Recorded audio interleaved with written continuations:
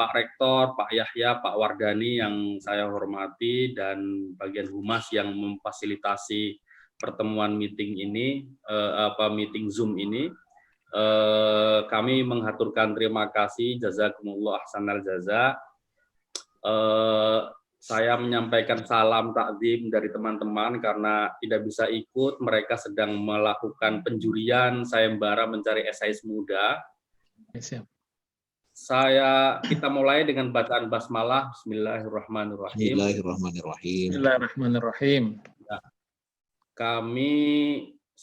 Saya persilahkan kepada Pak Yahya untuk memberikan menyerahkan naskah ini kepada alif.id. Silakan Pak Yahya. Terima kasih. Bismillahirrahmanirrahim. Assalamualaikum warahmatullahi wabarakatuh. Waalaikumsalam warahmatullahi wabarakatuh. Alhamdulillahirabbil alamin. Assalatu wassalamu ala asyrafil anbiya'i wal mursalin sayyidina wa maulana Muhammadin wa ala alihi wa sahbihi ajma'in. Rabbi shrah li sadri wa yassir li amri wahlul 'uqdatam min lisani yafqahu qawli. La haula wala quwata illa billahil aliyil azim. Amma ba'd.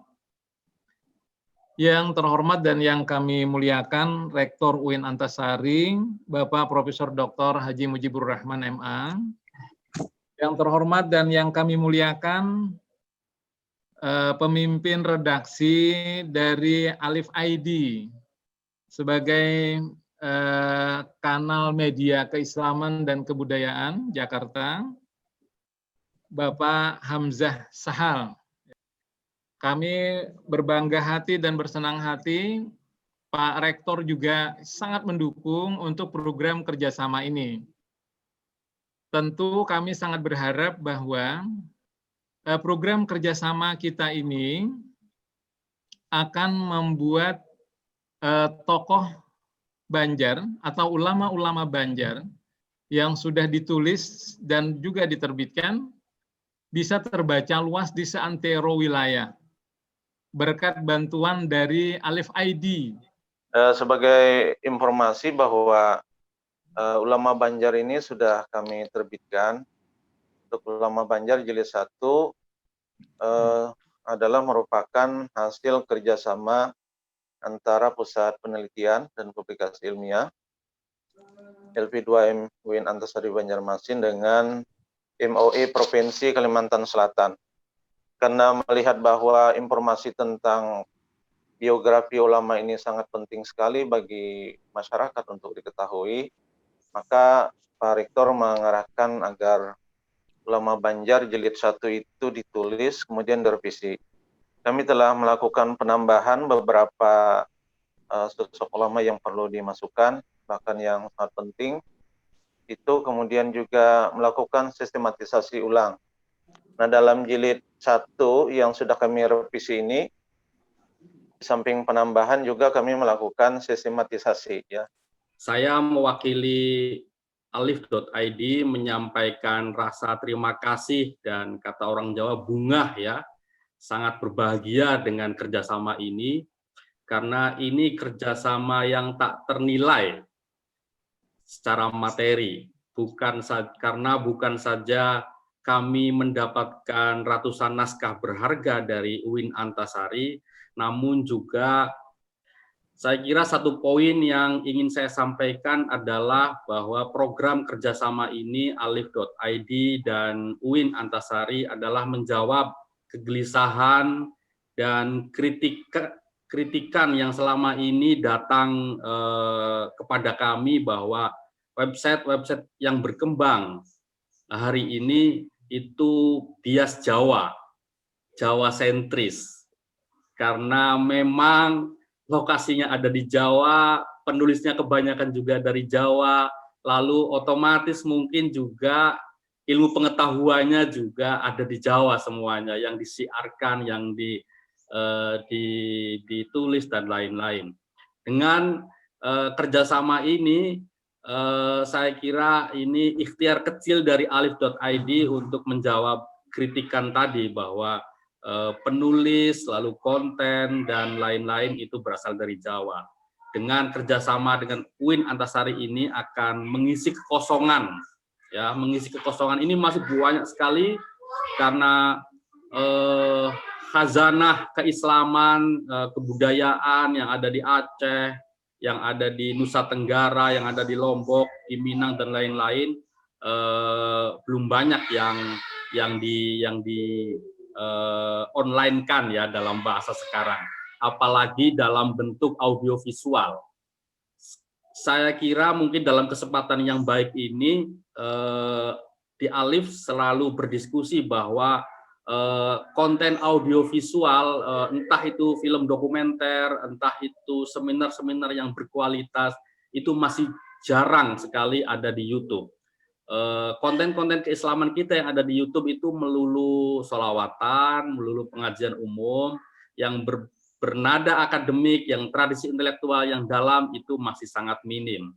Dan saya kira ini menjadi awal yang baik untuk kita memikirkan tradisi intelektual yang berkembang di Nusantara, khususnya tradisi keislaman. Terima kasih Mas Sahal. Assalamualaikum warahmatullahi wabarakatuh.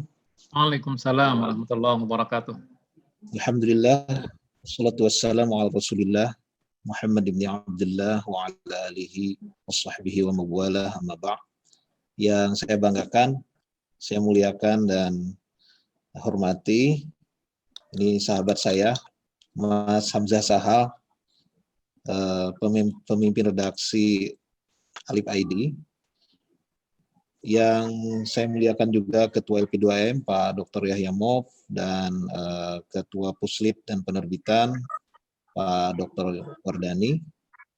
Saya berinisiatif setelah menjadi rektor bersama dengan LP2M untuk menerbitkan ini secara lebih baik lagi gitu ya. Dan teman-teman bekerja mengetik ulang dan kemudian juga mengedit, menyusun kembali, dan saya memberikan kata pengancar yang lebih panjang dari sebelumnya, menambah sedikit data yang baru, dan alhamdulillah sambutan dari masyarakat, khususnya di masyarakat Kalimantan Selatan itu sangat luar biasa dengan terbitnya ini. Sehingga kemudian dilanjutkan dengan penerbitan edisi kedua, lalu juga jilid kedua, dan tahun ini kita mau menerbitkan Ulama Perempuan Banjar, mungkin jilid ketiga gitu ya, yang mungkin nanti akhir tahun ini harapan saya bisa muncul. Nah itu cerita panjang sebelumnya, jadi ini sesuatu banget gitu bagi saya. Di sisi lain ini juga adalah mempercepat keinginan-keinginan saya terkait dengan pelaksanaan dari filosofi keilmuan UIN Antasari, karena tugas saya sebagai rektor itu sebenarnya ya bisa dikatakan gampang, bisa dikatakan susah juga, karena kami baru berubah dari IAIN ke UIN pada tahun 2017, pada saat saya dijadikan rektor pada bulan Oktober. Nah, transformasinya itu secara formal tahun 2017 pada bulan April.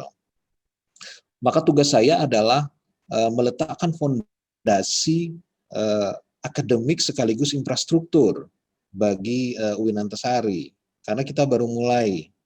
Nah, fondasi itu salah satunya adalah filosofi keilmuan yang sudah kami sepakati sejak awal, yaitu ada 4 pilar. Yang pertama adalah integrasi ilmu-ilmu keislaman dan ilmu-ilmu modern. Yang kedua adalah integrasi Islam dan kebangsaan.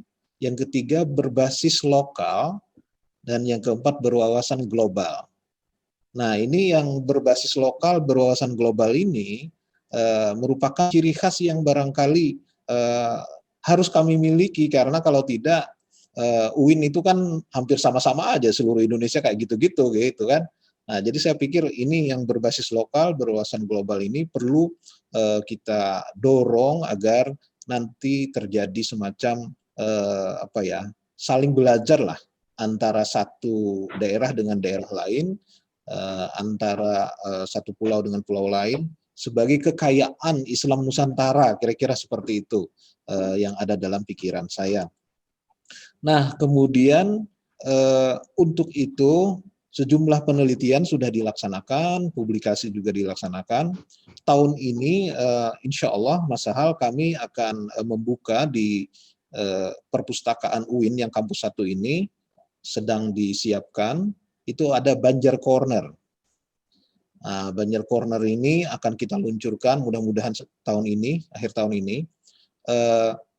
Nanti akan berisi karya-karya ulama Banjar yang ditulis dalam bentuk manuskrip ataupun dalam bentuk cetak, lalu ada juga kajian-kajian tentang ulama Banjar dan sejarah Banjar pada umumnya. Dan kami juga insya Allah akan menerbitkan ulang edisi revisi yang sudah selesai ditulis dengan ornamen kaligrafi yang khas Banjar, yaitu Al-Quran dan terjemahnya ke bahasa Banjar. Ini juga digarap oleh teman-teman, dan insya Allah ini Pak Wardani lagi berjuang ini menyelesaikannya di bulan November ini. Lalu nanti akan kita launching bersamakan dengan Banjar Corner itu. Kami juga sudah membeli sejumlah repro manuskrip ulama Nusantara, bukan hanya Banjar, yang merupakan warisan dari Wan Muhammad Saghir Abdullah. Beliau adalah, kita tahu, ahli ulama Nusantara yang menulis banyak sekali tentang sejarah ulama Nusantara, keturunan Syekh Daud Al-Fattani yang kemudian pindah ke Malaysia. Kebetulan waktu saya acara di Malaysia ketemu dengan salah seorang muridnya yang mengelola manuskrip-manuskrip itu dan merepro berbagai manuskrip itu. Jadi kita beli juga untuk mengisi Banjar Corner ini. Nah, dengan demikian usaha kami untuk mewujudkan berbasis lokal, berwawasan global dalam aspek akademik ini kami harapkan mulai terbuka, mulai dibuka jalannya gitu ya, ke depan tinggal dikembangkan lebih jauh. Nah, saya merasa kerjasama dengan Alif ID ini sebagai suatu percepatan dari itu, yaitu kalau selama ini produktivitas kami atau karya-karya kami masih terbatas peredarannya, maka dengan adanya kerjasama ini dia akan menembus pembaca yang lebih luas gitu, katakanlah secara nasional bahkan secara internasional.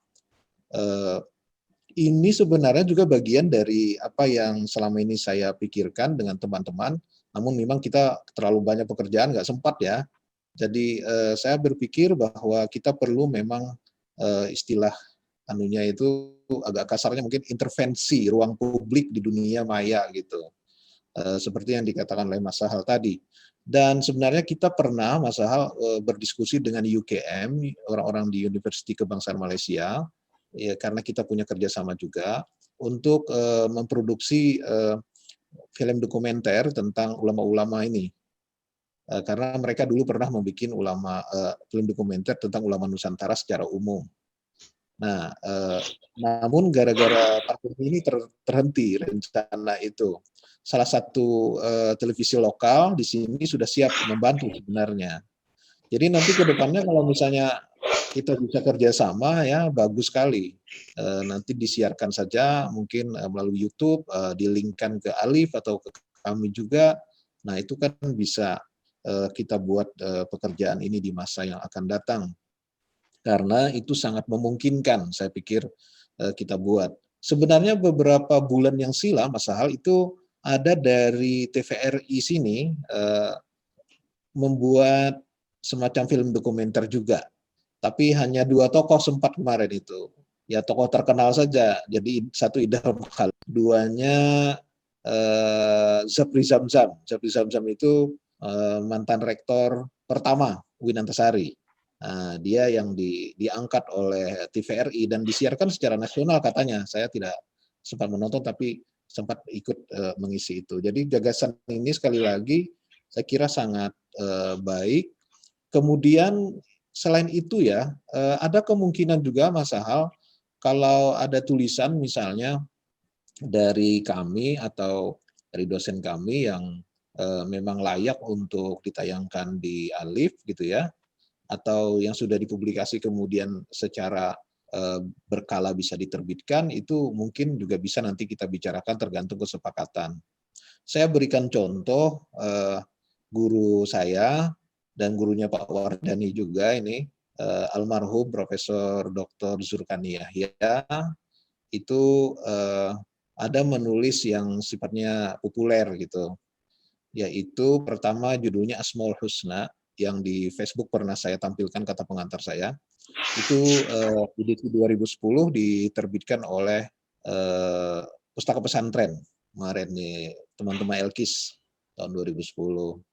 Ada satu naskah lagi yang masih saya garap menyuntingnya, belum diterbitkan, itu judulnya Amsal Al-Ghazali. Itu menarik sekali. Jadi ada kata-kata mutiara atau ungkapan-ungkapan indah dari dalam Ihya Ulumuddin yang dipetik oleh beliau, kemudian diberi komentar. Nah, diberi komentar. Dan itu tulisannya populer gitu dan tidak panjang. Saya kira pertulisan itu cocok gitu untuk tulisan di web gitu ya. Nah, itu salah satu kemungkinan saja. Kalau yang tadi disebut oleh Pak Wardani memang sebagian besar itu adalah karya-karya akademis yang perlu mungkin lebih disederhanakan atau dibuat diskusi dan resensinya. Sebagai contoh, Jaringan Ulama Banjar abad ke-19 dan abad ke-20, itu sebuah karya yang sangat menarik, mengikuti apa yang dibuat oleh Pak Azumardi Azra, tetapi dalam konteks ulama Banjar abad ke-19 sampai ke-20, itu sangat menarik menurut saya. Kemudian penelitian tentang Musyawaratut Thalibin yang tadi disebutkan, itu ingat saya waktu menulis kata pengantar yang terbaru itu untuk Musyawaratut Thalibin, saya sempat berdiskusi dengan Kevin Fogg, karena dia memang banyak mempelajari tentang gerakan-gerakan Islam di luar Jawa, ya, dan dia sangat memberikan apresiasi juga. Musyawaratut Thalibin ini unik, organisasi kaum tradisional, tetapi berusaha dekat dengan kaum reformis. Kemudian bubar ya setelah pendudukan Jepang nggak ada lagi gitu.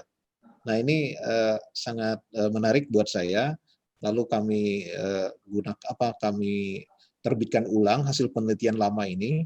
Nah, jadi kita terbitkan ulang, data-datanya itu penting, walaupun analisisnya mungkin belum tajam. Nah kita berikan kata pengantar dengan analisis yang lebih tajam secara akademik gitu.